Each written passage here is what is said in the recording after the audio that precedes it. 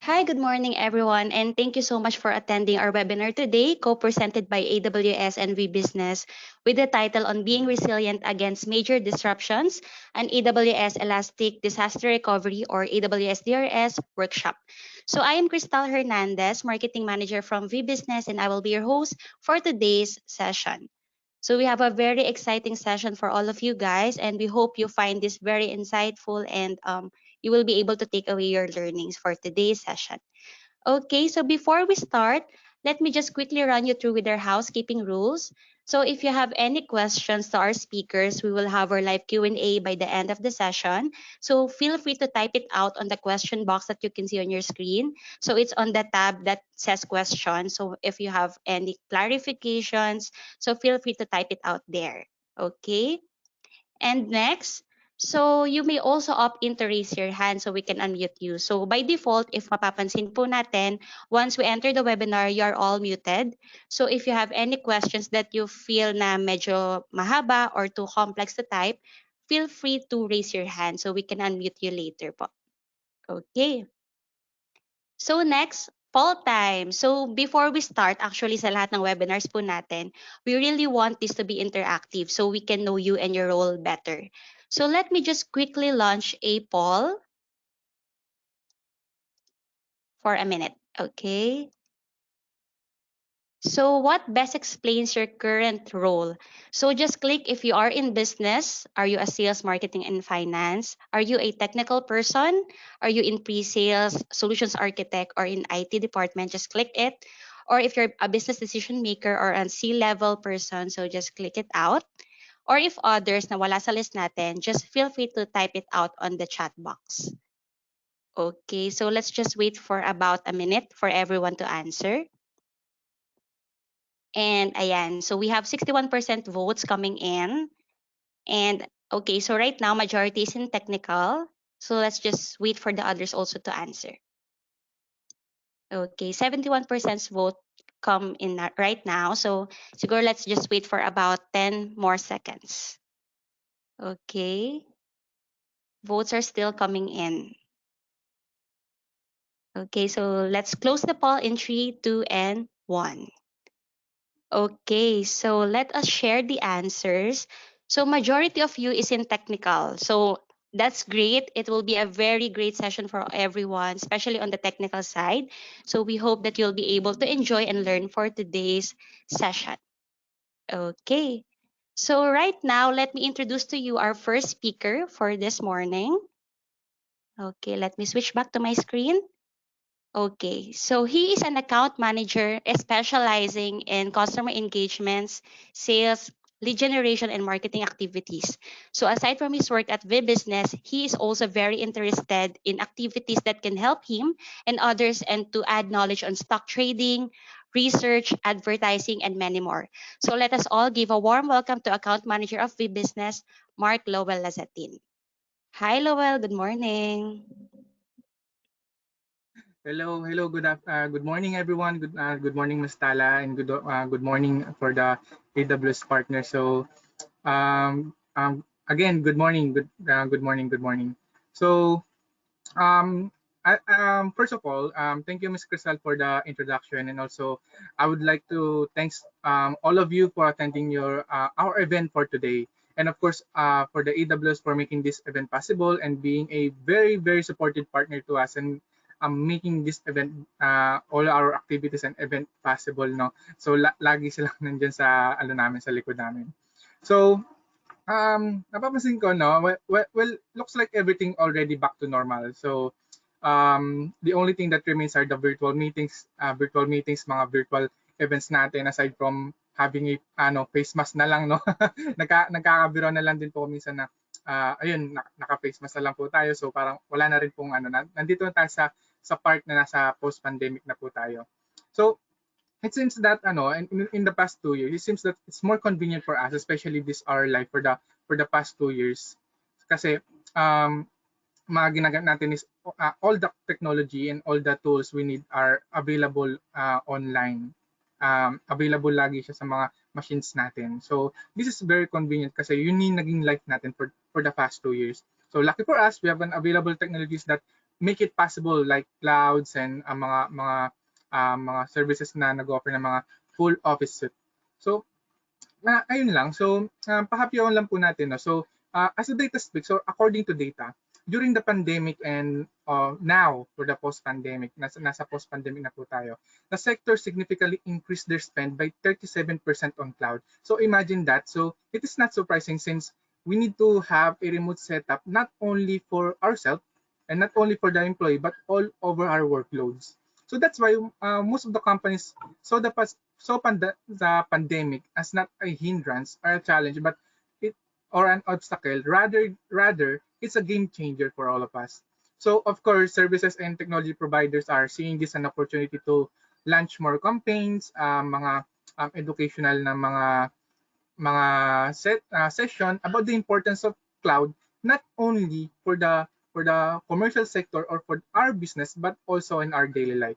So ayun ano na po yung introduction ko. So, I want to share a record. So, Miss Tala will play a record for you um, to know more about our business. Also to introduce myself formally to you. So, we can play na po Miss Tala the short video for the presentation. Thank you. Okay, thank you so much, Lowell, for a very warm introduction. No, so I'll be playing a recorded session. So if you find it na medyo mahina, so feel free to increase na lang your audios on your own devices. Okay, so let me just quickly share the video.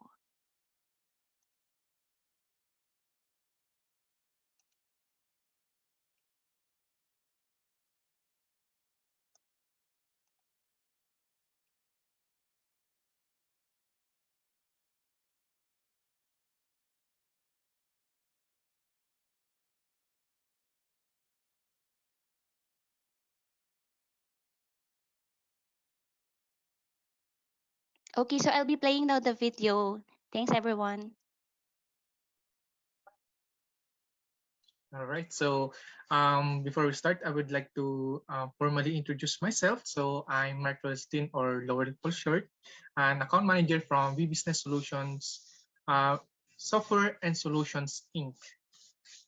Okay. So I just want to discuss this agenda for this list po. So who is VBusiness? What are the different cloud solutions that we can offer? So products on mobile and cloud platform, um, cloud ops, and what will be our next steps? VBusiness started on 2013 as a department focusing on AWS. So department po siya ni Value Line, if you are familiar with Value Line. So dyan po kami nag-start. So on 2016 naman po, naging standard technology partner kami ni AWS Philippines. On 2018, naging professional service o nag-offer na po kami ng mga professional services. And also we are now conducting immersion day for all the companies or clients for the um, clients that wants or they have needs in AWS po. On 2019 naman po, after 6 years operating as a department, so in 2019, VBusiness become an official company and also an advanced consulting partner, not only on the commercial side, but also on the public sector.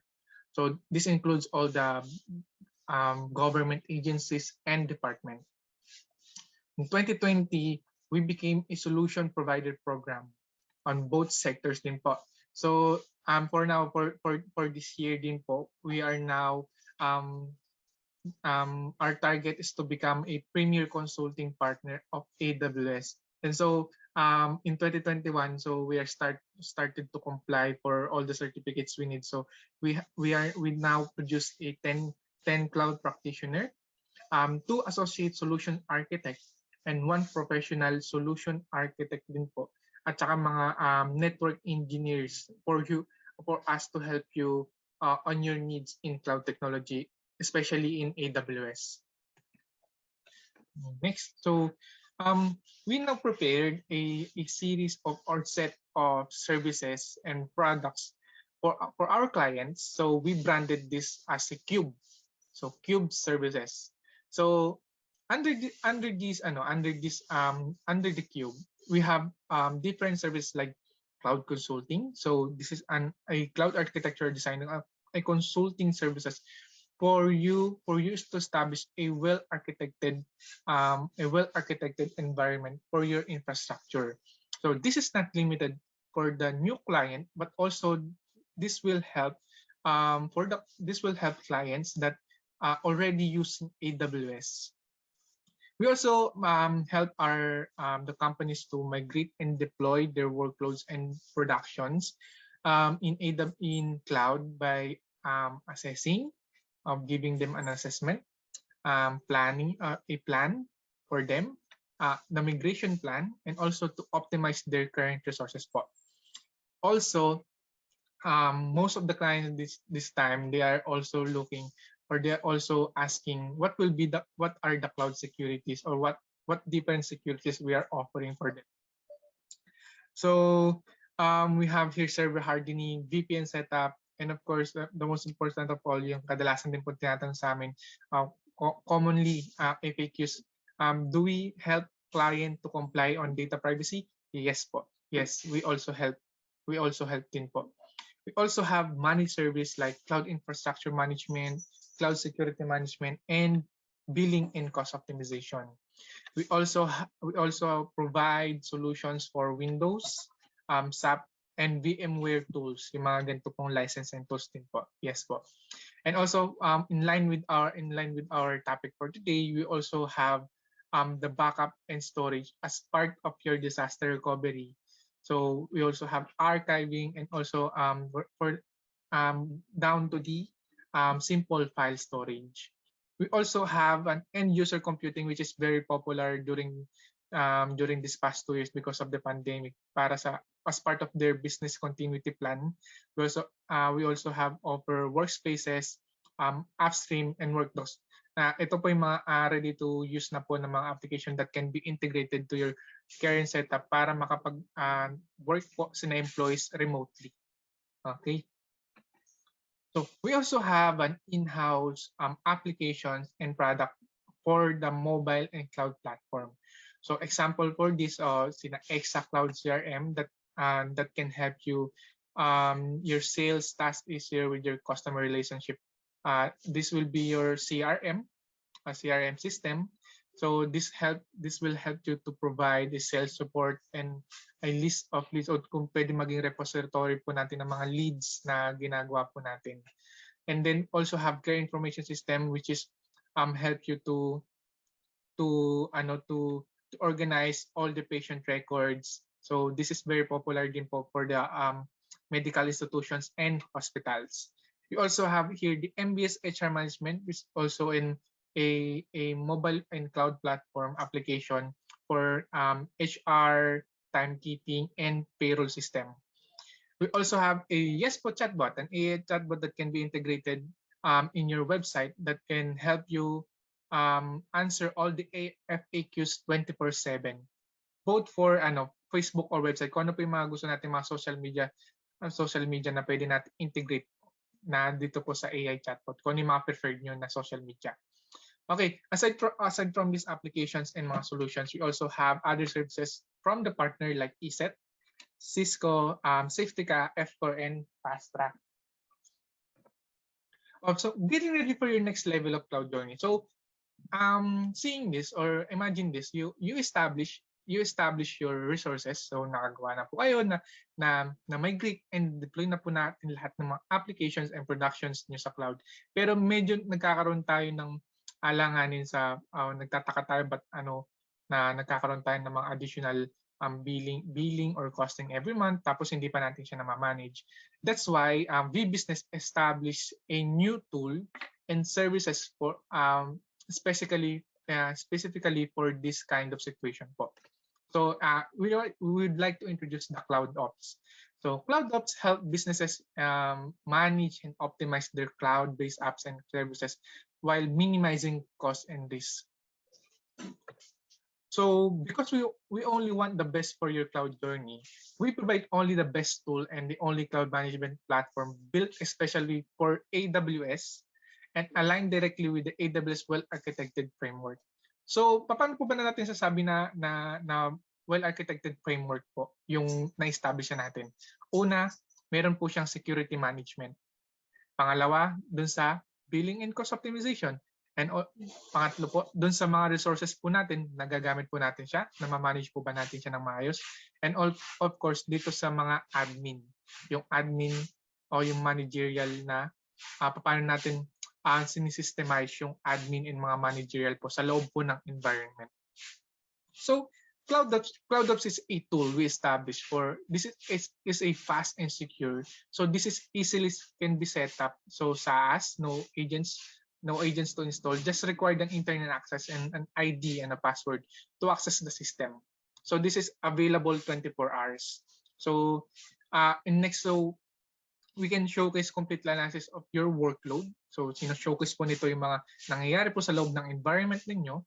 So, the challenges, ano yung mga naging observation ng tool na to, kung ano pa yung mga pwede niyang maging assessment, mga recommendation sa loob ng environment.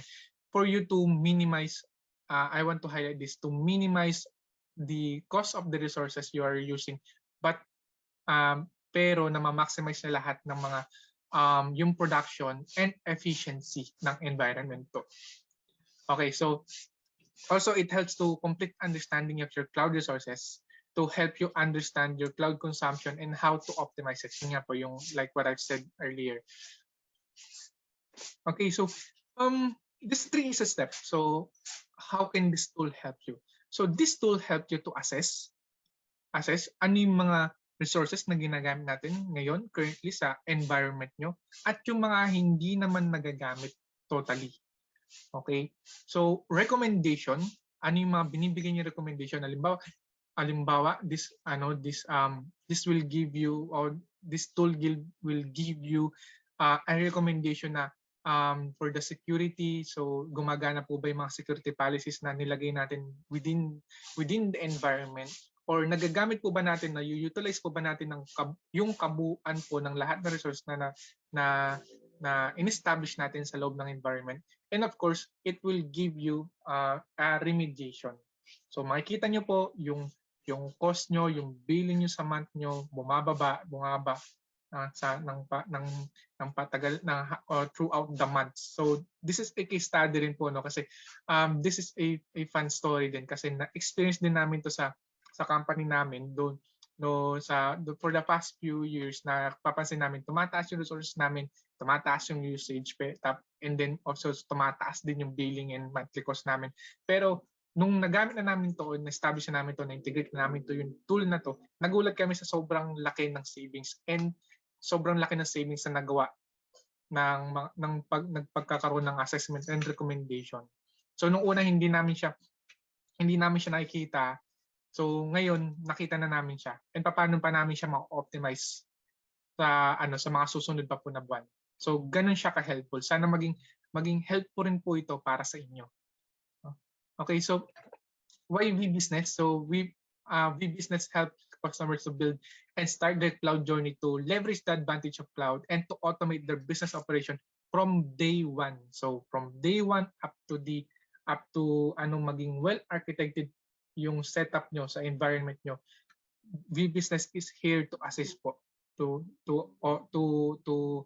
offer you all the possible solutions and services that can help you to leverage all your workloads and AWS environment. Also, VBusiness is one of the preferred AWS partner here in the Philippines. So I would like to show you all the satisfied customer that we have within this 10 years of journey po. Okay, so I'm flashing this. Kung nakikita niyo na po yung screen ko, these are all the customers we had. Okay, so again, thank you very much. Thank you very much again for attending this event, and for AWS. Thank you very much also AWS partner for making this possible. No, so again, I'm Lowell as a team. So, or you can email me for more inquiries or for more concerned questions on how to start your cloud journey. Or you have needs that that we can para makapag-offer po kami ng mga solutions and services na mag-fit po sa current needs ng company niyo. So you can email me at mark.vbusiness.ph, or you can call or chat me on this number. Also, this is my Viber number din po. Ayan, yes po. So you can also visit our official website on Facebook, and po nandito naman po yung QR code natin. Okay, so again, thank you very much, and have a great day po. Thank you, Miss Crystal. Okay, so that's Lowell's presentation of VBusiness Solutions overview, and we hope everyone is enlightened on how VBusiness can help us with our cloud journey. Okay, so again, everyone, if you have any questions to our speakers, so feel free to type it out on the question box, and we will have our live Q&A by the end of the session. Okay, so let me again share my screen. There, okay. So let me now introduce you to our next speaker. So to discuss on our main highlight for this session. So let me introduce you now with our next presenter. He has been with AWS for almost 2 years, supporting customers in the public sector space, which includes major government agencies, nonprofit organizations, and educational institutions. He has been in the IT industry for 7 years, working for enterprise companies, banks, telcos, and startups. So aside from his work, he also loves to cook steak and actually owns a cast iron pan. So wow, ayan. So he loves cooking steak now. So hopefully kapag may face-to-face na tayo, we can also try the steak. So let me now introduce to you Solutions Architect from Public Sector, Jasper Rian Mendoza. Hi, Jasper. Good morning. Hello, good morning. I'll make you now as a presenter. Thank you. Okay, thank you. So hello guys, good morning. So there you have it. So Lowell introduced VBusiness. So now I'll be discussing about AWS DRS. Okay. So I'll switch off my camera during the presentation so that I think some of our attendees are having problems with the internet. So hopefully me turning off my camera will help with the connection. No?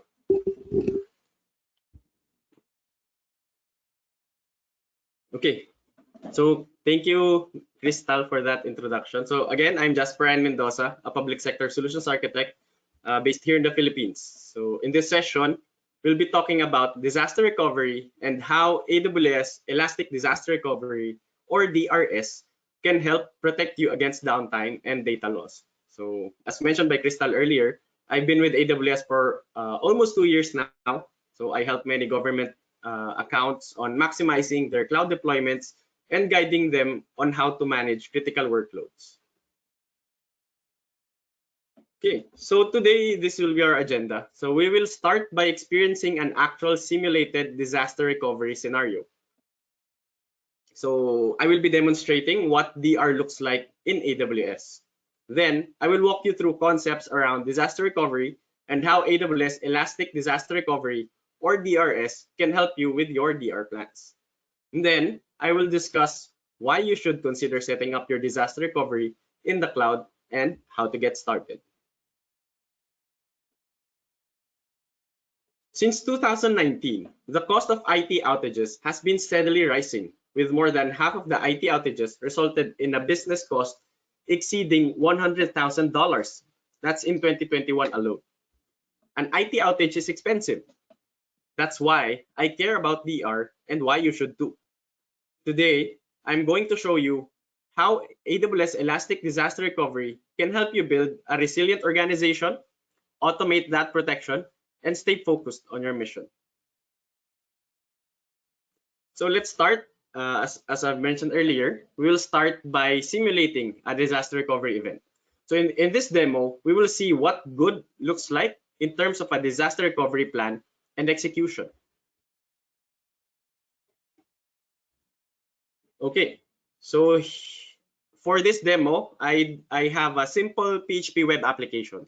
So this web application is deployed in an EC2 instance, so in a single EC2 instance. So if I click start time, what this does is it simply fetches server time in the back end periodically. So magfe-fetch lang siya na magfe-fetch ng time, right? And let me click stop time. So what it does in the back end is it fetches the server time and it displays in the browser, as well as it writes the timestamp in a file. So hitting this endpoint, we will see the file that's being written in the back end. So as you can see, the timestamps are here. So the last timestamp was 20/25/21, which was the last timestamp before I clicked the stop button. So let's just leave it here, fetching server time periodically. This web application also displays the instance ID and which availability zone the EC2 instance is deployed. So as you can see, this is in AP Northeast 1 region, which is in Tokyo. So this is the EC2 instance. So this is the source instance in the primary region, which is in Tokyo. So as you can see, this is the instance ID. This matches to the instance ID that's being displayed here, as you can see here. Okay, so again, this is the primary instance in Tokyo. Now, I have set up Elastic Disaster Recovery. So later I will explain how Elastic Disaster Recovery works. But for this demo, just keep in mind that the primary region is in Tokyo and the secondary region is in Singapore, AP Southeast 1. So here is our Elastic Disaster Recovery. As you can see here, this is the primary host. So it's being replicated right now by DRS. And let me show you what it looks like in the DR region. So in the Singapore region, we have the disaster recovery replication server. So actually, this is the server that's ensuring that the primary instance, which is in Tokyo, is being synced in the target region, which is in Singapore. Later, I will explain how DRS works. But for now, just imagine you have a primary EC2 instance, a primary server deployed in Tokyo.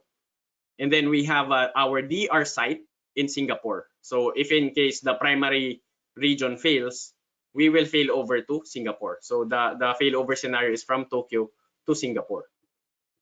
So as you can see here, our web application is continuously fetching the server time. So you can imagine the text file on the EC2 server is being populated continuously right now.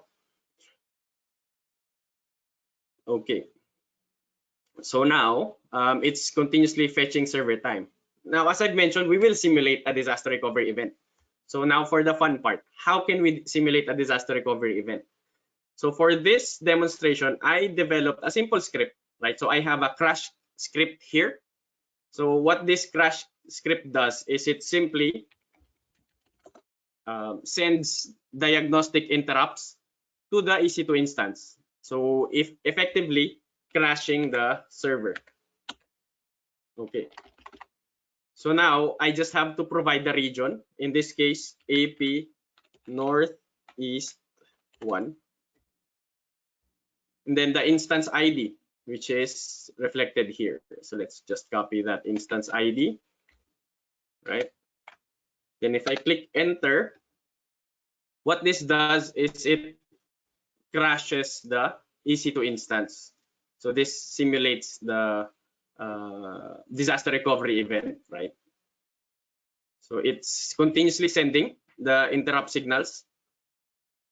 And let's see what happened to our web application. As you can see, this should have been continuously fetching server time, right? But it froze. So let's see what's happening in the back end. So let's inspect the network traffic from our browser. And as you can see here, we have tons of GET requests, but there is no response. As you can see there, now we are experiencing 504 errors because we effectively crashed the EC2 instance. So now we have simulated a disaster recovery event. So let me click stop time now. So in this demo, I have set this up where whenever the system detects that the primary instance is unhealthy, it will automatically trigger Elastic Disaster Recovery to trigger the failover. So let's see here in the recovery job history if our failover has been initiated. So it's not yet initiated, but let me just show you that our website right now is not responding. So it's already crashed, right? So if we will look at the health of our EC2 instance here,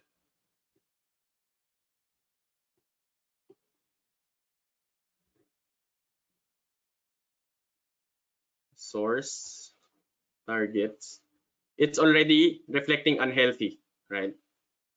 So the failover will take some time to be triggered, but for this demo, it will automatically be triggered. So while waiting, let me show you the architecture of the demo, right?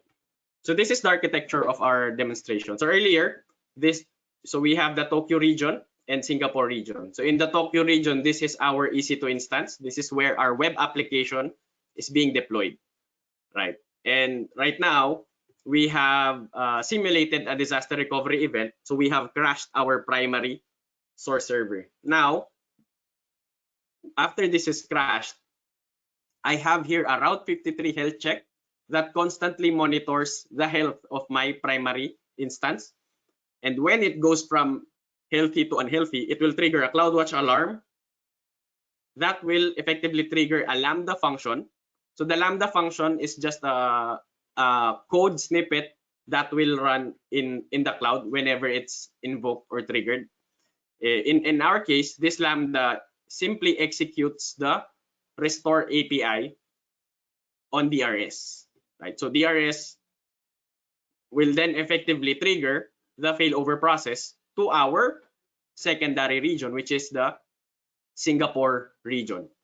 So what this does is it will automatically launch the target EC2 instance based on the latest snapshot that it was able to recover. So later we will see what the RPO or recovery point objective was, right? So and then while this is unhealthy, Route 53 automatically fails over to a secondary hosted zone or a secondary domain, in which case this is the domain that's pointing to the secondary region or the disaster recovery region. But while during the failover, this is still unhealthy. So during that time, it will temporarily fail over to a static website. So let's see if the static website is already propagated. So right now, it's still returning 504 gateway timeout because Route 53 failover takes some time. So in my experience, it takes around 1 to 2 minutes before the domain is propagated. So let's check right now if it's already propagated. So I think it's not yet, but let's see right now. As you can see here, in our disaster recovery or DRS, the recovery has been started. So this is our failover being triggered automatically by Lambda. So as you can see, it's already started. Let's see the failover steps. So it took a snapshot. After taking the snapshot, it's starting to convert, right? It's starting to convert the image to be compatible in AWS. So this is, it does conversion so that it can automatically provision the EC2 instance. During conversion, so this is in Singapore, right? DRS automatically provisions a conversion server. So later I will explain what the replication server does and what the conversion server does. But for this demo, just imagine the replication server and the conversion server are the ones doing the failover steps automatically for us, right? So let's see. So right now, there we go. As you can see, the static web page, that the maintenance page that's hosted in S3 has been propagated already. So this is what a typical disaster recovery looks like. So whenever you have an outage, you have a temporary downtime, and then in our case we only have around 1 minute of downtime, and then our maintenance page was automatically propagated while waiting for our disaster recovery to finish, our failover to finish. So right now it's still doing the conversion. Now conversion has been successful, right? So after conversion, it will automatically terminate the, as you can see, the conversion server is already terminated. So everything is automated for you, and you can see here right now that target instance is being provisioned already. So this will take some time. Based on experience, it takes around as fast as 8 minutes, or the longest failover that I have tested for this setup was around 12 minutes to 13 minutes. So we won't wait for that. So we'll get back later and see if our failover has been successful. So while waiting, let's go back to the architecture. So this is what happened earlier, right? So this is our primary site. This is our primary EC2 instance. Then we simulated a disaster recovery event, effectively crashing the EC2 instance. After the EC2 instance has crashed, Route 53 health check automatically detected the outage, and then it triggered a CloudWatch alarm, and then the CloudWatch alarm invoked a Lambda function that executes the failover API. And then during a failover, what DRS does is, it, as you can see earlier, first it takes the latest snapshot, and then after the latest snapshot, it automatically converts that snapshot to be compatible in AWS. So why conversion, right? Because conversion, it ensures that whichever source, because DRS supports any source. You can have an on-premise server, or you can have other cloud providers, right? To ensure that your EC2 instance will be provisioned in AWS, it needs to convert that snapshot to become an AWS machine image, or an AMI, and then it will launch the EC2 instance. So after launching, we will see later that the website is already up and running in our disaster recovery region. Okay, quite simple, right? So later we'll see the full disaster recovery if it's already done. Okay, so with our demo earlier, right? So there are failures that are unpredictable. Now, how should we manage failure? Do we do everything in our power to prevent problems from arising? Do we even have control over this? Werner Vogels, Amazon's CTO, famously repeats this line: everything fails all the time.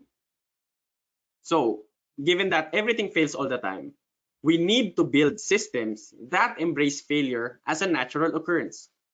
We do not need to accept failure in our systems. Instead, we build systems that work despite those failures. Failure prevention is good, but failure management handles the failures that occur despite such prevention. So you might ask, what is disaster recovery? So to architect for resiliency, you must architect for both availability and disaster recovery. Disaster recovery, or DR, is an important part of your resiliency strategy. It is your approach to restoring your servers when a disaster strikes. Disaster recovery focuses on addressing large-scale disaster events, whereas availability aims to address more common disruptions of smaller scale, such as component failures, network issues, or load spikes. The objective of disaster recovery is business continuity, whereas availability aims to maximize the time that a workload is available to perform its intended business functionality. So there are three main categories of disasters: natural disasters, such as earthquakes or floods; technical failures, such as power failure or network connectivity outages; and lastly, human actions, such as inadvertent misconfiguration or unauthorized third-party access or modification. Just like what happened in our demo, right? So that's a human action. I blatantly attack the EC2 instance to fail. So before we dive deeper into DR strategies, let's walk through AWS regions and availability zone concepts. So AWS has 26 regions located all over the world, and we are planning on launching more.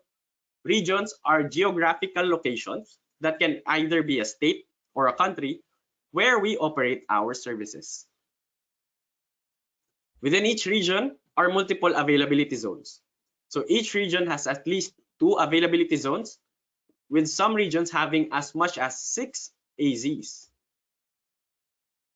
And each availability zone represents 1 or more discrete data centers. Customers can leverage this global infrastructure architecture to meet their resiliency requirements. So an availability zone is not just a single data center, it's a group of data centers already. So you can imagine a single availability zone already has some level of availability built into it. But of course, in order to architect your applications to be more resilient, we always suggest that you deploy in multiple availability zones. So in planning your DR strategy, organizations aim to achieve their recovery point objective, or RPO, and recovery time objective, or RTO. RPO, recovery point objective, dictates how much data can be lost during a disaster event. So in our demo earlier, we will look at the data loss, right? Let's see, because as you can see, the application constantly fetches server time, and it constantly writes the server time. So it's around 1 second interval. And then we can inspect the target instance and see if the latest timestamp, what's the difference from the latest timestamp that we have in the disaster recovery instance versus the latest timestamp that we got in the browser earlier. And then we can compute for the RPO. That's the data loss that we experienced during the disaster.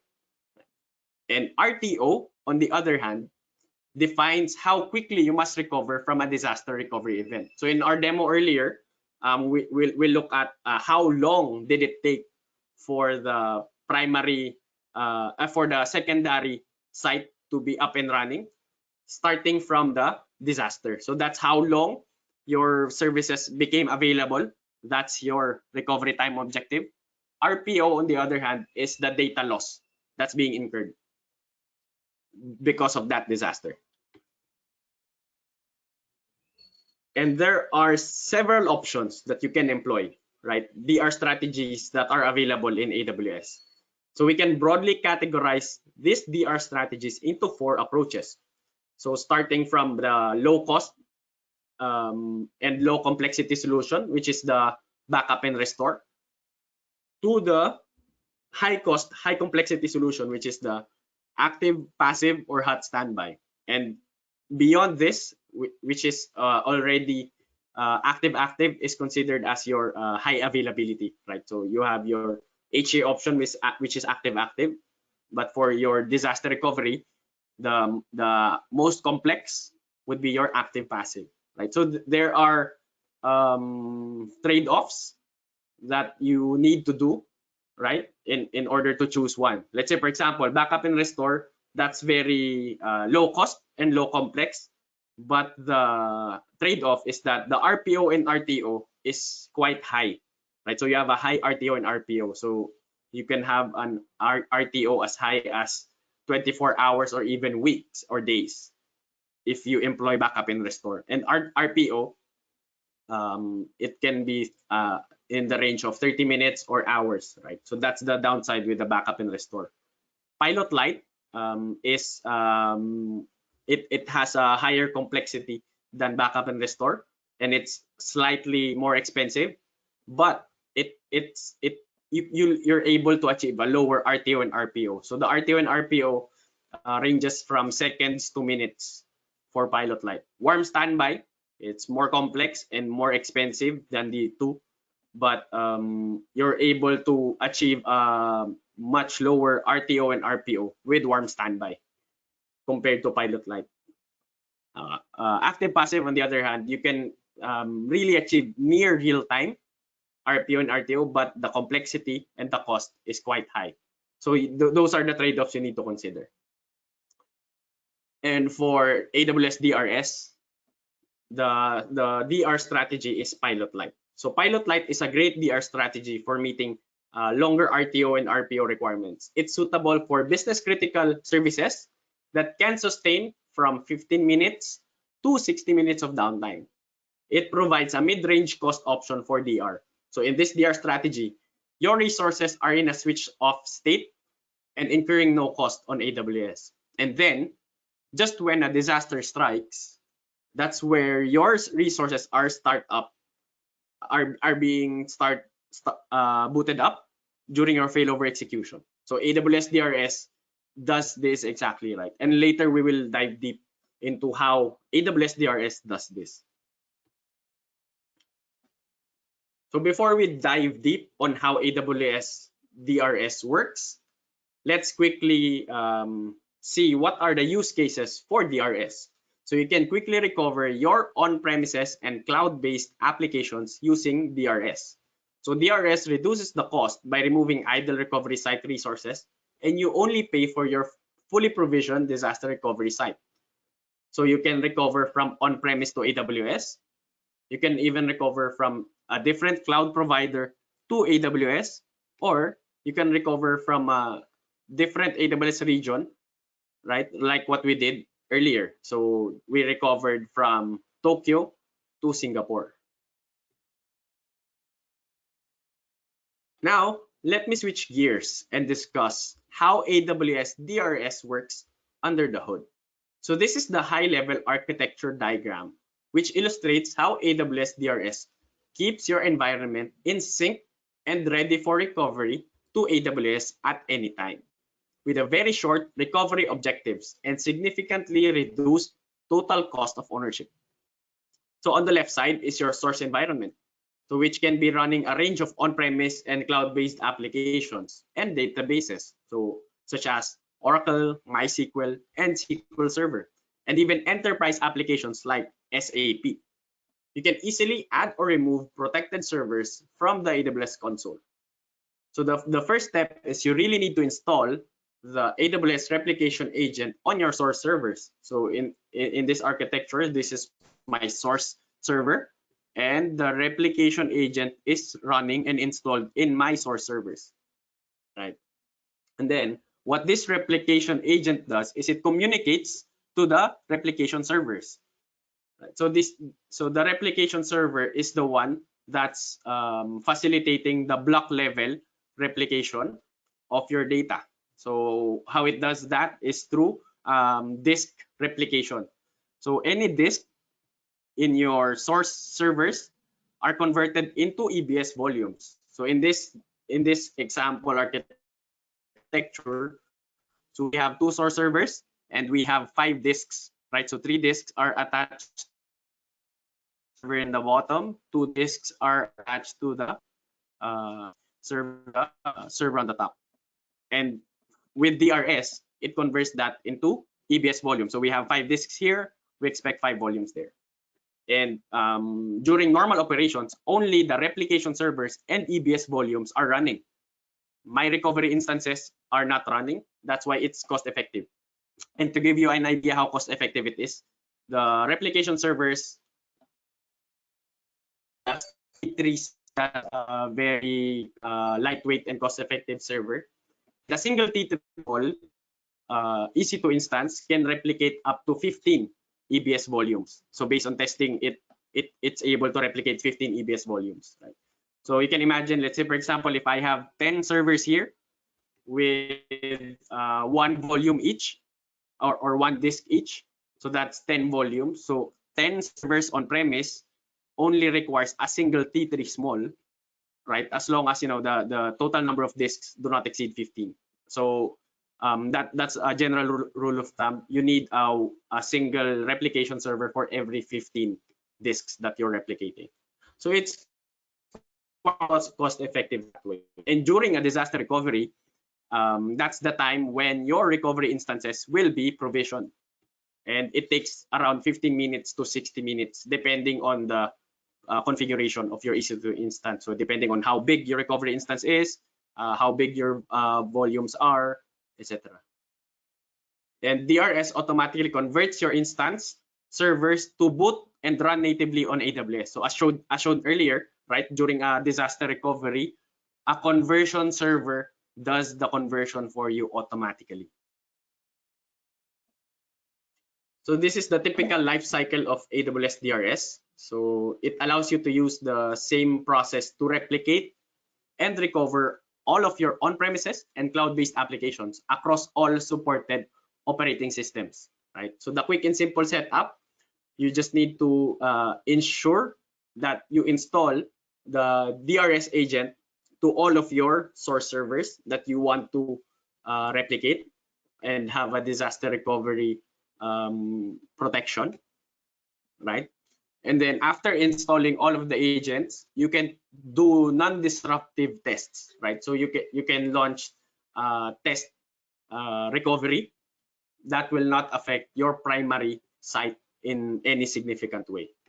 And after you have done the test and you are happy with the failover steps, then you just need to ensure that you're operating and maintaining readiness by monitoring your primary site. So you need to have proper monitoring in place. In my case, in my demo, I'm monitoring my primary site using Route 53 health checks. And later we will discuss the several approaches in order to monitor your primary site.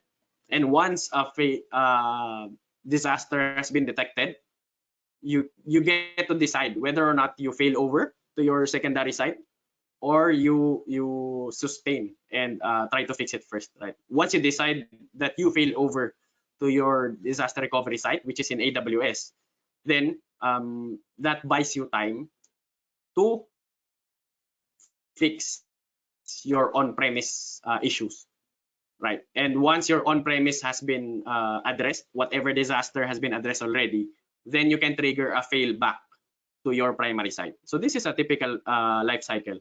Although what we see some of our customers do is that after they fail over to the cloud, they realize that, oh, I'm operating my applications better in the cloud. They do not fail back. And essentially, they effectively migrated their workloads to AWS by doing a failover and simply not doing a failback. So that's also a pattern that we see. Okay, so going back to our application. So our application should be up and running now. So let's look at, as you can see here, the recovery job has been completed, right? So it started 10:31 a.m. and it completed at 10:40. So that's around 9 minutes of recovery time. So let's check our target region, which is in Singapore. Yep, as you can see here, it's already running. Let's see if it's already reflecting as healthy in the health checks.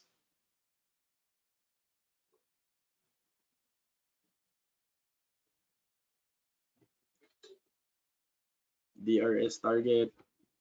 It's already reflecting healthy. So this is our website, right? Let's refresh this. And as you can see, we already have recovered. And you know, we already the application already reflects a new instance ID, which is the instance ID in our target region in Singapore. The availability zone changed to AP Southeast 1A because we are already in AP Southeast 1. And as you can see here, the target instance matches the instance ID here in the website. Now, let's see. So the RPO that we achieved for this demonstration is around 9 to 10 minutes. So we recovered after 9 to 10 minutes, right? And let's see the latest timestamp here in the target region. So the latest timestamp is 02/28/42. Let's compare that to the timestamp that we got earlier, which is 29:47. So 28:42, 29:47. So we have around less than 1 minute of data loss. So we achieved an RPO of 1 minute for this specific demonstration, and an RTO of 10 minutes. All right. So as you can see, you can really achieve low RPO and RTO with DRS. So 28:42, 29:47. So that's less than 1 minute of our RPO. So although this is not so it really these depend on several factors, right? But based on other tests, I was able to achieve an RPO of as low as 2 seconds. So there are several factors that contributes to the actual RPO, but that's why you really need to test your failover steps if you are able to meet your RTO and RPO, right? But for this specific failover, we were able to achieve an RPO of less than 1 minute and an RTO of 10 minutes. So that's the power of DRS. So right now, so going back to the architecture, our target instance is already up and running, and Route 53 is already routing traffic to the secondary region. All right. So I hope that gave you an idea on how disaster recovery looks like using AWS DRS. So when we proceed and plan our DR strategy, and if we architect towards meeting our recovery time objective and our recovery point objective, right? So focusing on recovery time objective alone. So for RTO, companies typically focus on measuring and optimizing the actual failover, right? So starting from the time it was initiated up to the time that it completed. So that's what I showed earlier. But in reality, a significant part of RTO can be detection, which includes notification, escalation, declaration, and then that's the time for your actual failover, right? So earlier, in my demonstration, I have automated all of these things. So the detection was automated using Route 53 health checks. Notification was automated using the CloudWatch alarm. Then escalation, declaration. I skipped escalation and declaration because I already filtered the escalation and declaration using the event bridge. And I used Lambda to automatically initiate the failover and complete it, right? So the major part of your RTO is actually the series of events culminating with failover initiated. And actually, even though I automated my demo earlier, it is actually okay to have a manual part of it, right? So it is fine for humans to be involved in this process, but ideally it should be automated. So in this highlighted process, so starting from notification, escalation, declaration, up to failover initiated, it's okay to have humans involved in this process, basically to do it manually yourselves. But what is not okay is actually to have humans be involved in detecting a problem. It is never okay to have humans, in worst case, right, your actual customers, to detect the problem. You don't want to be notified of a disaster event via social media by your irate customers, right? So this is much too slow, and this results into bad customer experience. So if it's not okay for humans to detect the problem, now how do we address this in the cloud? So there are several patterns for detecting disaster, right? And one of the patterns that I've showed you earlier is using Route 53 health checks and CloudWatch alarm. So here are some AWS patterns to detect a disaster, but you might want to build your own health checks and processes. So let's have an example. So in this example, we are experiencing an S3 get or put errors that can be picked up by Amazon CloudWatch, and an alarm can be created based on this metric. So this alarm triggers Amazon Event Bridge that can invoke many downstream services. So this is very similar to the pattern that I've used in my demo, but in this case, it doesn't need to use Route 53 health check because the event itself is already detectable using CloudWatch. Right. So in our case, in this example pattern for detection, it's only using CloudWatch alarm, which triggers event bridge. So it's very similar in my case. The difference is that in my case, I still had to use Route 53 health checks. And event bridge can trigger many services downstream, right? So it can invoke Lambda, similar to our demo earlier, to run code, or step functions if you need orchestration to run multiple Lambdas, or it can use SNS to alert your users and run automation, or even both. But the key ingredient here is that you need to test disaster recovery implementation periodically. So you need to always test your failover steps if they are still working to validate the implementation. A regularly tested failover of your workloads to your DR region ensures that you are meeting your RTO and RPO requirements, because during your failover test, you can measure what the actual RTO and RPO you were able to achieve, and then you compare that against your targets. And if you're still meeting them, then you don't need to tweak anything. But if you're lagging behind, let's say, for example, you're failing your RPO, you're failing your RTO, at least you were able to detect those during the test.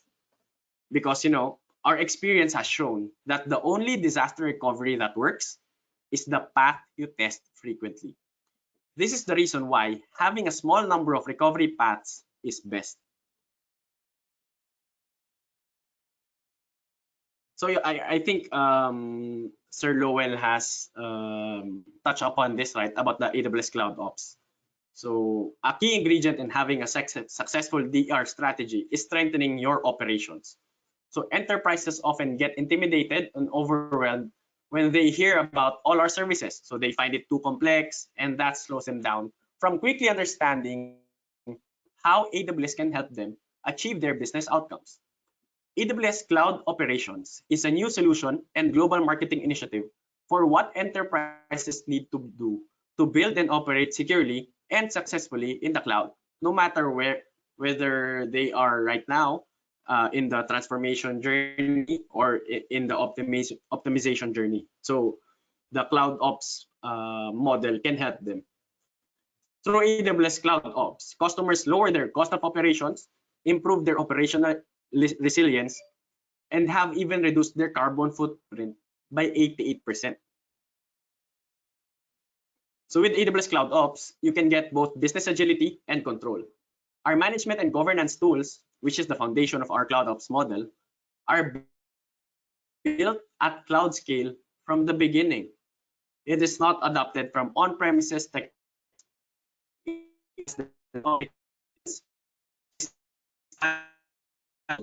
Experience and services to define and deliver the Cloud Ops model. Not only do we have millions of AWS customers who have 20 years of management experience. So Cloud Ops is very similar to DevOps, ITOps, SecOps, SysOps. So AWS Cloud Ops also describes the roles, processes, and tooling for cloud operation success to achieve outcomes such as controls, agility, availability, speed, and safety, and ease of use. AWS Cloud Ops helps customers enable, build, or operate their workloads in the cloud, on-premises, or at the edge. So use the Cloud Ops model to automate the management of application performance, availability, and governance at scale. So you can operate easily, successfully, and securely in the cloud. So you can work closely with VBusiness in order to start using AWS Cloud Ops. So now that I have discussed the what and the how of disaster recovery in AWS, I will be discussing about the why you should choose to run your DR in the cloud. So according to Forrester, in 2020, sending on public cloud infrastructure services, so that the spending for public cloud infrastructure will grow to $122 billion this year. Thus, crafting a strategic and fully understanding the shift towards the cloud is essential aspect of modern DR. So let's compare, right? What are the advantages of using cloud as your DR? So I always highlight the cost savings and increased efficiency. So with AWS DRS, you are running a pilot-like DR strategy, which means that you are not running idle resources, right? They are not on standby mode, which increases your efficiency and cost savings. Compare that to traditional on-prem DR data center approaches, which come with a lot of additional costs, right? So such as maintaining your data center, manpower, and definitely cooling. With Cloud DR, you can quickly add or remove infrastructure resources when your production environment changes. This saves time and money since you can avoid large upfront cost investments in new DR hardware and avoid spending time purchasing, setting up, and becoming comfortable with operating new DR hardware. DR to AWS also aligns with the benefits of using AWS. So using DR for AWS is in a way indirectly, because you're not actually running your workloads in AWS yet. But with using AWS as your DR, you are already benefiting from economies of scale. And you only pay for what you need when you need it, which lowers overhead costs. AWS DRS offers easy, repeatable, non-disruptive testing. So you can know you'll be able to recover systems in minutes if necessary. So as I demonstrated earlier, you're able to achieve recovery within minutes, right? So RTO earlier was 10 minutes, RPO was less than 1 minute. And the savings with the DR to AWS can be used towards innovation on the cloud or investment in your business. That's while increasing your IT resilience. Because of this, organizations are increasingly choosing cloud-based disaster recovery over legacy on-prem disaster recovery solutions. Organizations are seeing that their customers and business won't tolerate any downtime because downtime is expensive and it comes with severe damage to your reputation. We're seeing that organizations like yours are choosing AWS DRS in order to protect your applications from any kind of IT disruption, whether caused by natural disasters, malicious attacks, or simply human error, just like our demo earlier. Customers choose cloud-based DR because of the opportunity to gain additional skills and familiarity with AWS. Ability to have a single solution for all workloads, rather than an application-specific solution requiring application-specific skill sets.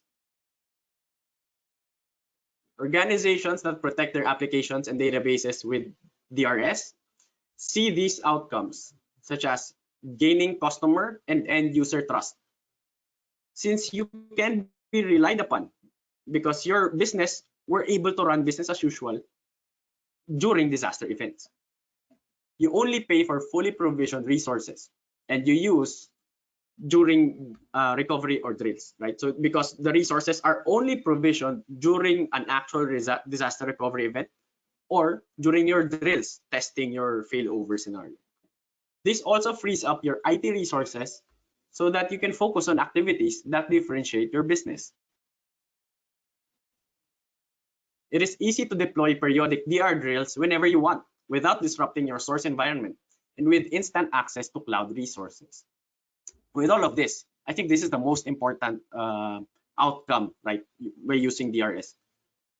With AWS DRS, this gives you the peace of mind that you'll be able to recover your applications if you need to. With AWS DRS, you can have a flexible, reliable, and highly automated disaster recovery setup, as I've demonstrated earlier. Your organization can meet stringent RPOs and RTOs, reduce idle recovery site resources, and lower disaster recovery total cost of ownership. You can use the same simple process to operate regardless of OS versions or applications. You would be able to conduct frequent DR drills without the impact to replication or user activities. And of course, I think I'm repeating myself, right? You only pay for what you need as you go because it's a pilot-like DR strategy. So AWS DRS supports recovery to AWS from on-premise environments, including physical and virtual infrastructure, private clouds, and public clouds. You can also use AWS DRS to recover Amazon EC2 instances in different AWS regions. AWS DRS replication is application agnostic. So it supports source infrastructures and applications running on supported operating systems, including databases and other write-intensive workloads. So with the benefits that we have discussed in this presentation, many customers with a variety of use cases have successfully implemented AWS DRS. Malibu Boats, for example, is the world's largest manufacturer of high-performance sports boats. They were able to recover their mission-critical applications to AWS within minutes. The interesting part of this use case, however, is that they were able to recover the servers on AWS with the same specifications, but by recovering in AWS, the performance of their application actually doubled. So they experienced twice faster performance, 2 times faster performance, even though they just failed over to the target region in AWS with the same server specifications. Another customer success story is Oli Salumeria, which is a company dedicated to producing high-end cured meats. So I think this will go well with my steaks, right? By using traditional methods combined with the most advanced European technologies. So with their headquarters in Oceanside, California, Oli Salumeria sells cured meats all over the world. So most of their production workloads, so their IT workloads are in their physical data centers. And they were able to complete full disaster recovery implementation and testing within 6 weeks. So imagine starting their DR project, and they were able to set up the disaster recovery for their whole of data center within 6 weeks. And they were able to achieve their target RTO and RPO, right? So their target RTO was 15 minutes and their RPO was 15 minutes. So 5 minutes. So RTO 15 minutes, RPO 5 minutes. They were able to achieve that through their DR drills. They were able to confirm that their RTO and RPO requirements are being met. On top of that, they were able to save 80% DR cost compared to having an on-premise disaster recovery site.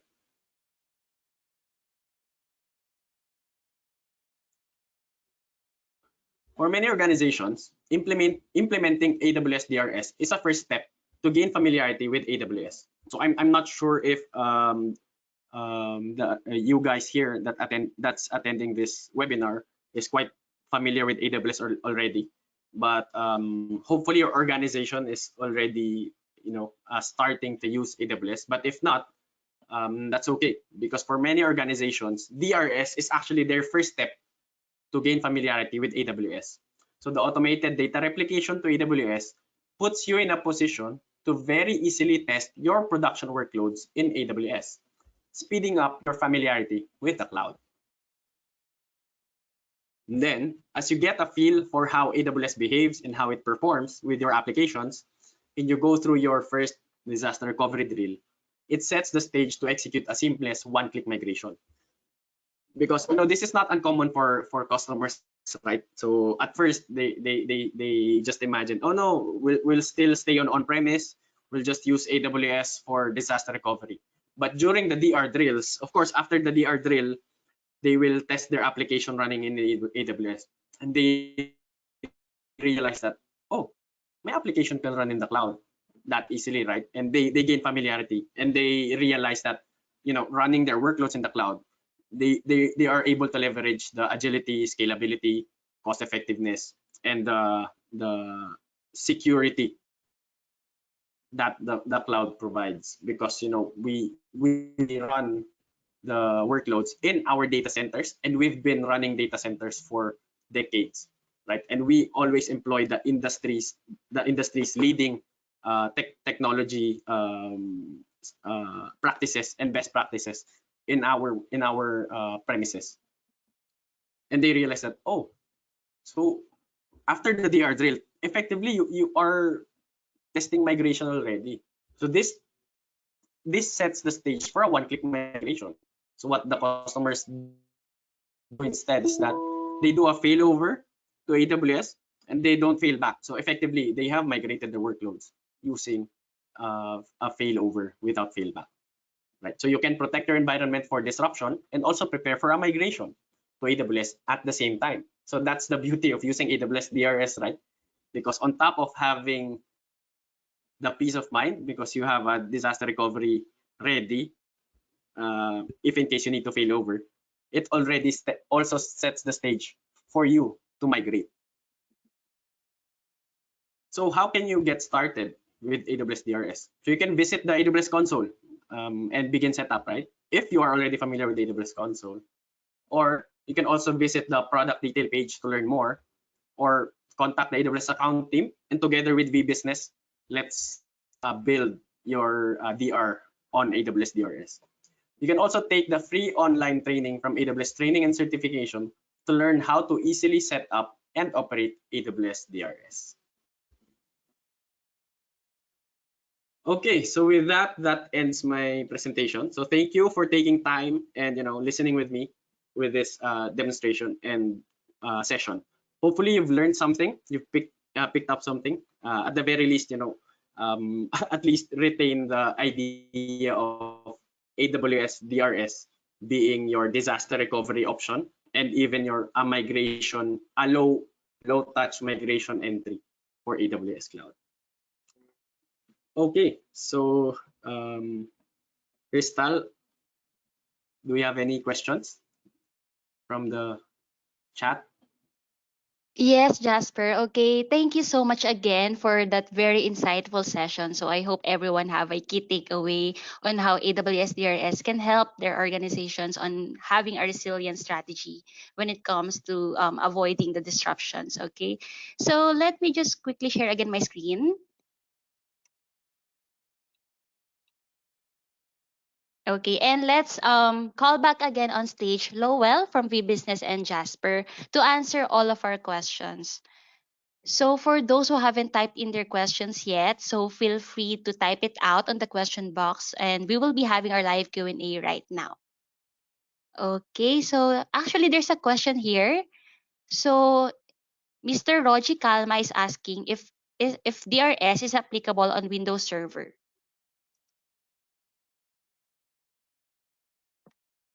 Lolo, yes. Yep, DRS runs on Windows and Linux. Although we need to check the operating system version. So OS version is very important because DRS. So actually, AWS DRS is not our first service for disaster recovery. So if you have heard of Cloud Injured Disaster Recovery, that's still that's still an option. So basically, they have Cloud Injured Disaster Recovery and Elastic Disaster Recovery have similarities.